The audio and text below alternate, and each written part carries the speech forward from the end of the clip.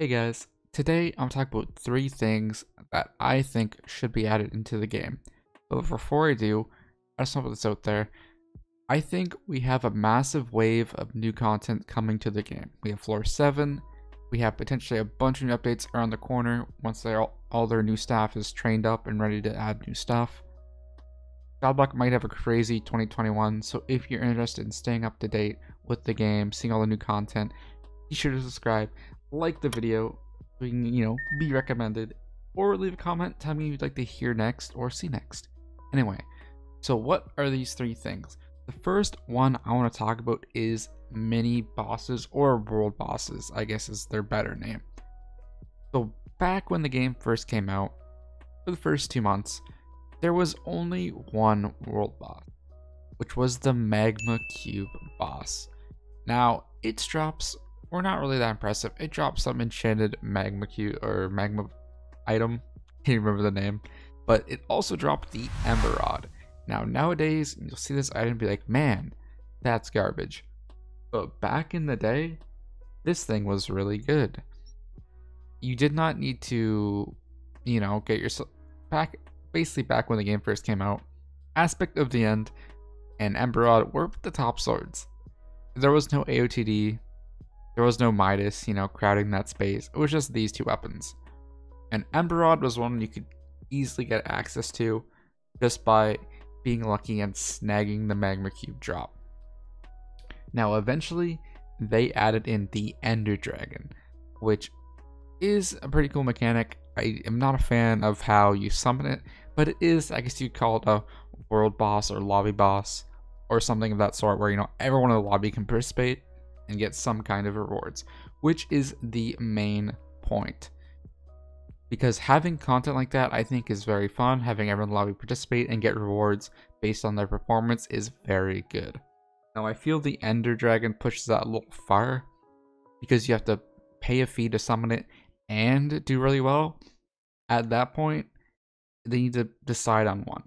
It's either you pay a fee and you get guaranteed good rewards, or you perform well and get guaranteed good rewards. Not you have to pay, but if you perform well, you don't get as good rewards and stuff like that. So that's a kink they need to sort out by the time they decide to release more world bosses. If you guys don't know, or don't keep up with the game, they've recently added a new enchant called Legion, which gives you stats with up to 20 players around you, which this is a really weird perk or ultimate enchant, because in what situation do you have 20 people around you? There's almost no people around you ever. So maybe this means we are going to get more world bosses later on, which I think would be very cool. And I do think they definitely need to be added in, because whether they're on a timer or people work together to spawn them. Speaking of that, there's also the Golem, Endstone Golem in the end, which is another example of people working together to spawn it. So something like that would be very cool, especially in a new island where people can get some nice loot. I look forward to something like that. As long as it's just a nice experience, no complaints from me. Definitely something I think they should add going forward to help, player attention. Be like, if it's even a respawnable boss, having them come back in and stuff like that. So on to the next point. We have skills. Now, as it stands, skills are, weird. You get them level 50, and then you pretty much have a wasted XP. You have millions and millions of wasted XP, which is a big shame. Because getting your skills up is a bit of an achievement. However, there is no content for the skills currently. One of the prime example of skills in this case are fishing. Fishing has content involved with how it works, where pretty much most fishing levels up to level 25 give you access to a new sea creature. Now, mining does have that feature as well now, where you need certain mining levels to use some of the new refining options under the new, or reforging, not refining, the new reforging stuff, which, yes, that's cool, but we need more later skill uses.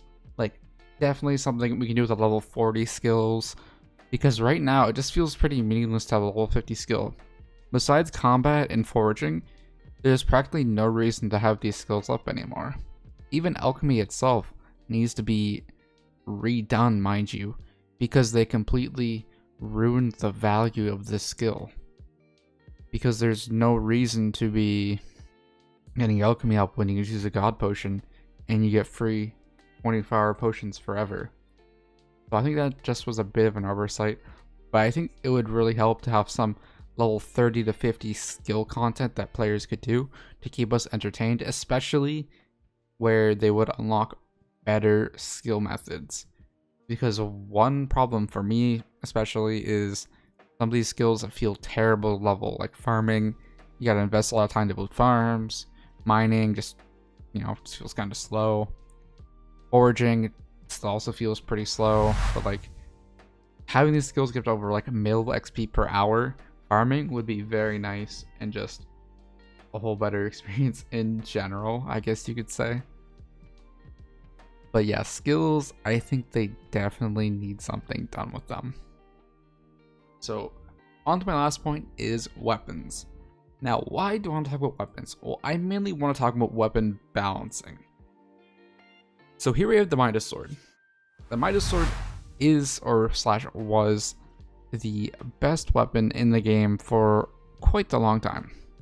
Probably from about August until the Ender Dragon pet was added. Now the AOTD can compete with it, but Midas is still touted as one of the best weapons in the game. But should it be one of the best weapons? That is the main question. So what makes it best weapon material?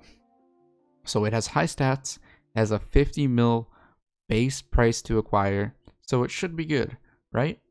Well, I want to say no, it shouldn't, because it's been out for quite a while, and we've had the addition of quite a few swords since then. Most of them dungeon weapons, mind you, but there has been some new additions, like the Yeti sword, which is my main comparison to this weapon. Now, why is the Yeti sword significantly weaker than the Midas? That is what I want to know. Because the Yeti sword is a very cool weapon. Pun intended. It is expensive, it is rare to get. You have to wait for a limited time island. You need to have a fishing 25, and during this limited time island, which is only open for about 10 hours, you have to get a very rare fishing mob, and then you get a very rare drop. So it's just literally, it's super time gated, it's double rare, and then to top it all off, you have to craft it by getting this rare drop. And the effort you put into this sword is insane. And just to have it be worse than the Midas makes no sense at all. So looking at the price of a Yeti sword, the lowest, cheapest one you can get is 49 mil for like a enchanted one. Everyone's selling theirs right now. So maybe a bit cheaper than that if you ignore the ultimate wise on the weapon. But it's basically 30, 40, 50 mil weapon. And it's harder to get than the Midas. Now you can say the Midas is hard to get. It has to show up in the dark auction. Well, no. But Yeti sword should have been the best weapon in the game. One of the reasons why it's not is because they gave it an ability which is kind of duty outside of the dungeon. I tried / I really wanted to get it changed to some kind of buffing ability like a Yeti strength skill to make the Yeti sword the best weapon in the game like it should be, because it should have been. Midas should definitely not be the best weapon anymore. It's just silly that it still is. So going forward, as they add in new weapons, we've already started to get a bunch of new weapons from the new dungeon floor, like the Flower of Truth, the Shadow Fury, the Livid Dagger. Livid Dagger was the beginning of us getting new powerful weapons that destroy the Midas at an affordable price, which there will come a time where the Midas will be one of the weaker weapons in the game, which is good. Should prices of items be adjusted quarterly? based on, you know, their stats and stuff. Well, that's hard to say. Yeti I think is a really bad example because it's something that should be really good but isn't.